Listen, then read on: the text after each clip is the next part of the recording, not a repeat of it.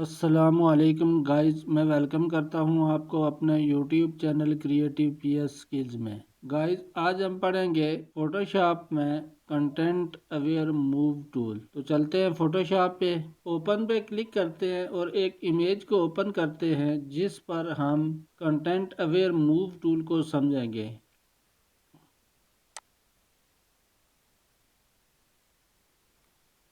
यहाँ से हम इस इमेज को ओपन करते हैं। गाइस, टूल्स की लिस्ट में पोर्ट हीलिंग ब्रश टूल के ग्रुप में चौथा टूल है कंटेंट अवेयर मूव टूल। जब हम कंटेंट अवेयर मूव टूल को क्लिक करते हैं तो यहाँ पे स्पॉट हीलिंग ब्रश टूल की जगह पे कंटेंट अवेयर मूव टूल का आइकन नजर आता है। जब हम माउस का cursor content aware move tool के ऊपर लेके जाते हैं तो यहाँ पे ये इसका नेम, शॉर्ट कमांड और नीचे ये इसकी डिस्क्रिप्शन शो होती है। अब हम समझते हैं कंटेंट अवेयर मूव टूल को यूज किस तरह करते हैं। फोटोशॉप में किसी इमेज में से किसी ऑब्जेक्ट की पोजीशन को चेंज करने के लिए हम कंटेंट अवेयर मूव टूल को यूज करते हैं। तो देखते हैं कंटेंट अवेयर मूव टूल को यूज किस तरह किया जाता है। कंटेंट अवेयर मूव टूल के ऊपर क्लिक करना है। क्लिक करने के बाद इस तरह से रफ सिलेक्शन बनानी है जिस ऑब्जेक्ट को मूव करना है उस ऑब्जेक्ट की। जिस तरह हम लासो टूल से फ्री हैंड सिलेक्शन लेते हैं, इसी तरह से कंटेंट अवेयर मूव टूल से भी किसी ऑब्जेक्ट की इस तरह से रफ सिलेक्शन लेते हैं। रफ सिलेक्शन लेने के बाद हम इस ऑब्जेक्ट को जिस जगह पे मूव करना चाहते हैं उस जगह तक ड्रैग करके लेके जाते हैं। मैं इस इमेज में से इस ऑब्जेक्ट को मूव करके यहाँ पे इस जगह पे लाना चाहता हूँ। तो उसके लिए क्या करना है, जो सिलेक्शन हमने कंटेंट अवेयर मूव टूल से ली है, कंटेंट अवेयर मूव टूल को एक्टिव रखते हुए इस सिलेक्शन के अंदर क्लिक करना है और इस तरह से ड्रैग करना है। ड्रैग करने के बाद जिस जगह पे इस इमेज को रखना है वहां जाके इस तरह छोड़ देना है। माउस का क्लिक रिलीज करना है। तो ये देखें, ये ऑब्जेक्ट इस इमेज में से ये ऑब्जेक्ट यहाँ से रिमूव हो गया है और न्यू पोजीशन में या न्यू जगह पे आके पेस्ट हो गया है। अब कीबोर्ड से कंट्रोल डी करेंगे तो सिलेक्शन हट जाएगी। हम कंट्रोल जेड करते हैं और कंट्रोल डी करते हैं। यहाँ पे ऊपर प्रॉपर्टी बार में ये है ट्रांसफॉर्म ऑन ड्रॉप। अगर इसको टिक करते हैं, टिक करने के बाद हम इस ऑब्जेक्ट की सिलेक्शन लेते हैं। इस तरह से रफ सिलेक्शन लेते हैं।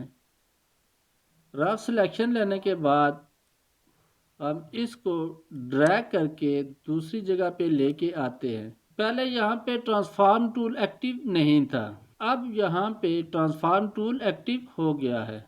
अगर हम इस ऑब्जेक्ट को यहाँ पे इस कॉर्नर पे लेके आते हैं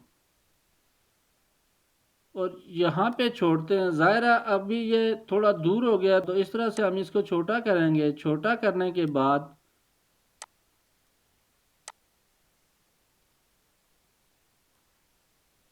हम इस तरह से इसको छोड़ेंगे। यहाँ पे यस पे क्लिक करेंगे या फिर कीबोर्ड से इंटर प्रेस करेंगे। ये ऑब्जेक्ट यहाँ से मूव होके इस जगह पे आ गया है, लेकिन ट्रांसफॉर्म ऑन ड्रॉप को एक्टिव रखने से हम इस इमेज को रिसाइज करके पेस्ट कर सकते हैं।